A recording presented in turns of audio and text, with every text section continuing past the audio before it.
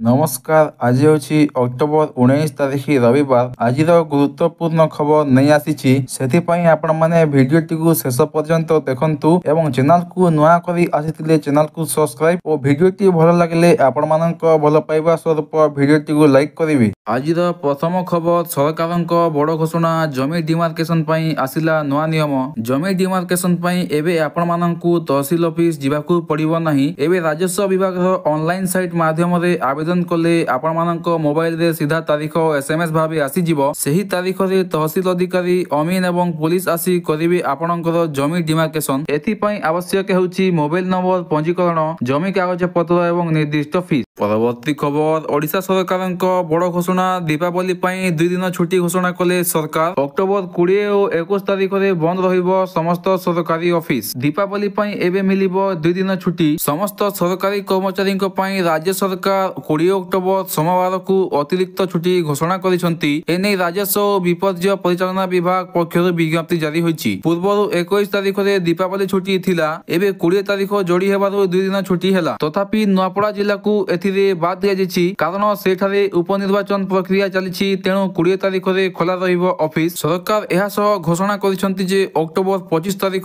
चतुर्थ शनिवार कार्य दिवस भावे पालित हेबो। परवर्ती खबर हीराकुद डैम रे हेबो विश्व स्तरीय पर्यटन क्षेत्र। हीराकुद डैम को विकास पाई केंद्र सरकार दिले 100 कोटी टंका। एही प्रकल्प माध्यम रे हीराकुद डैम को विश्व स्तरीय पर्यटन क्षेत्र रे परिणत करा जिवो। प्रथम पर्याय रे हीराकुद डैम तले I love plaza, museum, parking स्थान और वाटर सिम्फोनी लेजर शो निर्माण हेबो। जहा द्वारा लेजर शो माध्यम रे हीराकुद डैम रो इतिहास और गौरव देखा जिवो। एहा छडा म्यूजियम रे मध्य डैम निर्माण ठू वर्तमान जाय अभिलेख दर्शित हेबो। केंद्र मंत्री धर्मेंद्र प्रधान पूर्व हीराकुद अंचल को हेलिकॉप्टर रे समीक्षा करथिले। संबलपुरवासी केंद्र सरकार को एही पदक्षेप पई धन्यवाद जणाइछंती। जहाकी सूचना अनुसार जना पड़िछि जे आगामी पर्याय रे हीराकुद रे जलक्रीड़ा, स्कूबा ड्राइविंग, पैराग्लाइडिंग और भासमान रेस्टोरेंट मध्य हेबो। परवर्ती खबर प्रकृति प्रेमी पई आसिला खुशी खबर। आजिठू खोला हला सिमिलीपाल जातीय उद्यान। एबे पर्यटन माने अति निकटरू सुंदर जलप्रपात और वन्यजंतु देखि परिबे। वन विभाग पक्षरु रात्रि रहणी और जंगल सफारी व्यवस्था मध्य करा जायछि। जेउथिरे प्रतिदिन 60 टी गाड़ी को प्रवेश अनुमति दिया जिवो। सेथि मध्यरु 35 टी जसीपुर और 25 टी बारिपदा मार्ग रे जिवो। प्रवेश पई केवल www.similipal.org रे ऑनलाइन बुकिंग हेबो। प्रत्येक जन सहित जणे गाइड बाध्यतामूलक रहिबो। नियम भंग कले हेबो दंड। सकाल सफारी हेबो 5:30 टारु 10टा पर्यंत एवं द्वितीय सफारी 2:30 टारु 6टा पर्यंत हेबो। परवर्ती खबर लघुचाप को नहीं आसिला आउ एक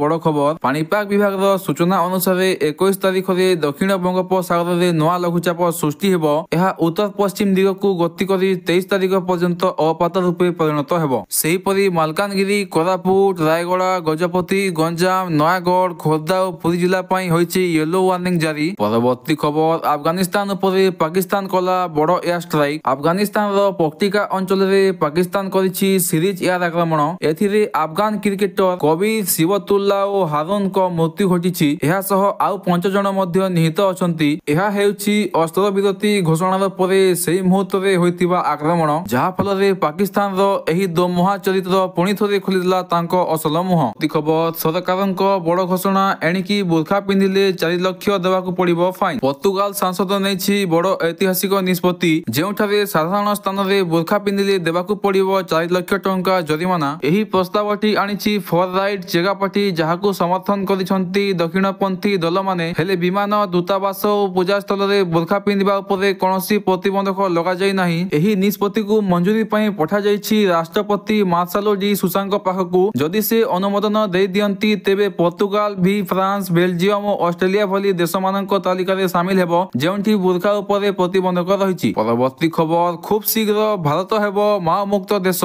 भारत खूब शीघ्र माओवादी मुक्त देश हेबाकू जाउछि। गत 75 घंटा रे 303 माओवादी आत्मसमर्पण करिसंती छत्तीसगढ़ और महाराष्ट्र रे। प्रधानमंत्री नरेंद्र मोदी कहिसंती जे माओवाद एबे इतिहास हेबाकू लागिछि। एहा देशर सुरक्षा और शांति पई गुरुत्वपूर्ण। सूचना अनुसार गतकाली 114 माओवादी आत्मसमर्पण करिथिबा बेले आजि 303 माओवादी आत्मसमर्पण करिसंती। परवर्ती खबर लुधियाना रु दिल्ली जाउथिबा गरीब रथ ट्रेन रे लागिला निया। लुधियाना रु दिल्ली जाउथिबा गरीब रथ ट्रेन रे सरहिंद स्टेशन निकट रे निया लागिछि, जेउथिरे यात्री माने धुआं देखि प्रभावित ହେଲେ ମଧ୍ୟ ରେଳ କର୍ମଚାରୀ ତୁରନ୍ତ ଟ୍ରେନ୍ଟି ଅଟକାଇ ଉଦ୍ଧାର କାର୍ଯ୍ୟ ଆରମ୍ଭ କରିଥିଲେ। ପୁଲିସ ଓ ରେଳବାଇ ଟିମ୍ ଘଟଣାସ୍ଥଳରେ ପହଞ୍ଚି ଯାତ୍ରୀମାନଙ୍କୁ ସୁରକ୍ଷା ଭାବରେ ସ୍ଥାନାନ୍ତରିତ କରିଛନ୍ତି। ଅଗ୍ନିଶମ ଦଳ ମଧ୍ୟ ସହାୟତା କରି ନିଆଁକୁ ନିୟନ୍ତ୍ରଣ କରିଛି, କିନ୍ତୁ ବର୍ତ୍ତମାନ ପର୍ଯ୍ୟନ୍ତ ଅଗ୍ନିକାଣ୍ଡର କାରଣ ତଦନ୍ତ ଚାଲିଛି ଏବଂ ସମସ୍ତ ଯାତ୍ରୀ ସୁରକ୍ଷିତ ଅଛନ୍ତି। ପରବର୍ତ୍ତୀ ଖବର, ଭୁବନେଶ୍ୱରରେ ଦୀପାବଳି କଟକଣାକୁ ନେଇ ଆସିଲା ବଡ଼ ଖବର। ଭୁବନେଶ୍ୱର କମିଶନରେଟ ପୁଲିସ ଦୀପାବଳି ପାଇଁ ସଚେତନତା ଜାରି କରିଛନ୍ତି। ଏଥର ବାଣ ଫୁଟାଇବା ସମୟ ସୀମା ରାତି 9ଟା ପର୍ଯ୍ୟନ୍ତ ରହିବ। ରାତି 9ଟା ପରେ ଯଦି ଅନୁମତି ବିନା କେହି ବାଣ ଫୁଟାନ୍ତି ତେବେ ପୋଲିସ ତାଙ୍କ ଉପରେ କାର୍ଯ୍ୟାନୁଷ୍ଠାନ ନେବ। ଅନ୍ୟପଟେ କେବଳ ସବୁଜ ବାଣକୁ ଅନୁମତି ମିଳିଥିବା ବେଳେ ଉଚ୍ଚ ଶବ୍ଦକାରୀ ବାଣ ପୁରାପୁରି ପ୍ରତିବନ୍ଧିତ ହୋଇଛି। ମଦ୍ୟପାନ କରି ସଡ଼କରେ ଗାଡ଼ି ଚଳାଇବାକୁ ଚେଷ୍ଟା କଲେ ଗାଡ଼ି ଜବତ ହେବା ସହ ଚାଲକଙ୍କୁ ଗିରଫ କରାଯିବ, ଯାହାଦ୍ୱାରା ସମସ୍ତ ଥାନା ଅଞ୍ଚଳରେ ପେଟ୍ରୋଲିଂ ପ୍ରସ୍ତୁତ ରହିବ। ଶିଶୁ, ସ୍କୁଲ, ହସ୍ପିଟାଲ ଓ ମନ୍ଦିର ପାଖରେ ବାଣ ଫୁଟାଇବାକୁ ନିଷେଧ ରହିବ। ଏହି ସୁରକ୍ଷିତ ଓ ଆନନ୍ଦମୟ ଦୀପାବଳି ପାଇଁ ସବୁକିଛି ଚେତାବନୀ ଦିଆଯାଉଛି। ପରବର୍ତ୍ତୀ ଖବର, ଟିଟିଲାଗଡ଼ ଜଙ୍କସନରୁ 70 ଲକ୍ଷ ଟଙ୍କା ଜବତ ମାମଲାରେ 2 ଜଣ ଅଭିଯୁକ୍ତଙ୍କୁ ଗିରଫ। ଟିଟିଲାଗଡ଼ ରେଳ ଜଙ୍କସନରେ ଟାଟା ଏଲ୍ପି ଏକ୍ସପ୍ରେସରୁ 70 ଲକ୍ଷ ଟଙ୍କା ସହ 2 ଜଣ ଧରାପଡ଼ିଛନ୍ତି। କଲା ସୁଟକେସରେ ନେଇଯାଉଥିବା ଟଙ୍କା ପାଇଁ ଆରପିଏଫ୍ ଅଧିକାରୀ ଦ୍ୱାରା ସଂଗଠିତ କାର୍ଯ୍ୟନିର୍ବାହୀ ହୋଇଛି, ଯାହାଦ୍ୱାରା ଏହି 2 ଜଣ ଭବାନୀପାଟଣାର ବାପ ପୁଅ ହୋଇଥିବାର ସୂଚନା ମିଳିଛି। ଏହି ଘଟଣା ଅନେକ ସନ୍ଦେହ ଉତ୍ପନ୍ନ ହୋଇଛି। ତେବେ ସନ୍ଦେହ କରାଯାଉଛି ଯେ ଟଙ୍କାଟି ବ୍ୟବସାୟ ପାଇଁ ନିଆଯାଉଥିଲା କି ନୂଆପଡ଼ା ଉପନିର୍ବାଚନ ପାଇଁ ନିଆଯାଉଥିଲା, ତାହା ମଧ୍ୟ ଗୋଟିଏ ଚର୍ଚ୍ଚାର ବିଷୟ ପାଲଟିଥିବା ବେଳେ ଏହି 2 ଜଣଙ୍କୁ ଗତକାଲି ଛାଡ଼ି ଦିଆଯାଇଥିଲା ଏବଂ ଟଙ୍କାଟିକୁ ଜବତ ରଖାଯାଇଛି। ପରବର୍ତ୍ତୀ ଖବର, କ୍ରିକେଟରେ ଆସିଲା ନୂଆ ଫର୍ମାଟ, ଯାହାର ନାଁ ହେଲା ଟେଷ୍ଟ 20। କ୍ରିକେଟ ଜଗତରେ ଟେଷ୍ଟ ଦିନିକିଆ ଏବଂ T20 ପରେ ଆଉ ଏକ ନୂଆ ଫର୍ମାଟ ଯୋଡ଼ାଯାଇଛି, ଯାହାର ନାଁ ହେଲା ଟେଷ୍ଟ 20। ଏହି ନୂତନ ଫର୍ମାଟରେ ପ୍ରତ୍ୟେକ ମ୍ୟାଚ୍ 80 ଓଭର ହେବ, ଯେଉଁଥିରେ 2 ଦଳ 20 ଓଭରରୁ 2ଟି ଇନିଂ ଖେଳିବେ। ଏହାର ମିଶ୍ରଣରେ ଟେଷ୍ଟ ଏବଂ T20ର ନିୟମ ମିଶାଇବା ସହ କିଛି ନୂଆ ନିୟମ ମଧ୍ୟ ଯୋଡ଼ାଯାଇଛି। ଏହି ଟୁର୍ଣ୍ଣାମେଣ୍ଟର ପ୍ରଥମ ସିଜନ ଭାରତରେ 2024 ଜାନୁଆରୀରୁ ଆରମ୍ଭ ହେବ ଏବଂ ପ୍ରଥମ 13ରୁ 19 ବର୍ଷ ପିଲା ଏଥିରେ ଖେଳିପାରିବେ। କ୍ଲାଇଭ୍ ଲୋଏଡଙ୍କ କହିବା ଅନୁସାରେ ଟେଷ୍ଟ କ୍ରିକେଟ ସାମ୍ପ୍ରତିକ ସମୟରେ ଅବହେଳା ହେଉଛି। ଏହି ନୂତନ ଫର୍ମାଟ ଖେଳର ଭବିଷ୍ୟତ ପାଇଁ ଏକ ଭଲ ପଦକ୍ଷେପ। ପରବର୍ତ୍ତୀ ଖବର, FSSAI ବ୍ୟାନ୍ କଲା ମିସଲିଡିଂ ORS, କେବଳ WHO ମାନ୍ୟତା ପ୍ରାପ୍ତ ଉତ୍ପାଦନ ଉପରେ ଅନୁମତି।